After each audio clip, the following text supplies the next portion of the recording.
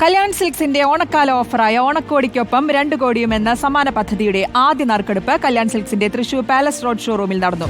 Revenue മന്ത്രി K Rajan, Thrissur mayor MK Varghese, MLA P Balachandran, Thrissur corporation പ്രതിപക്ഷ നേതാവ് രാജൻ പല്ലൻ, കൌൺസിലർ റെജി ജോയ് എന്നിവർ ചേർന്നാണ് നറുക്കെടുപ്പിലൂടെ വിജയികളെ തെരഞ്ഞെടുത്തത്. വീക്കിലി ബമ്പർ സമ്മാനമായ 25 പവൻ സ്വർണത്തിന് ഗ്രിജി ബാബു അർഹയായി. സിസി മരിയ ആന്റണി, രാജേശ്വരി അമ്മ, റസീന VP എന്നിവരാണ് വീക്കിലി സമ്മാനമായ മാരുതി ബലേനോ കാർ സ്വന്തമാക്കിയത്. ഓണക്കോടിക്കൊപ്പം 2 കോടി എന്ന സമ്മാന പദ്ധതിയുടെ ആദ്യ വാരത്തെ നറുക്കെടുപ്പാണ് ഇപ്പോൾ നടന്നത്. ഇത് 2014 മുതൽ ഈ ഓണക്കോടിക്കൊപ്പം ആദ്യം 1 കോടിയായി, പിന്നെ ഒരു 1.5 കോടിയായി, ഇപ്പോൾ 2 കോടിയാണ് ഓരോ കൊല്ലവും ഞങ്ങൾ സമ്മാനമായി നൽകുന്നത്.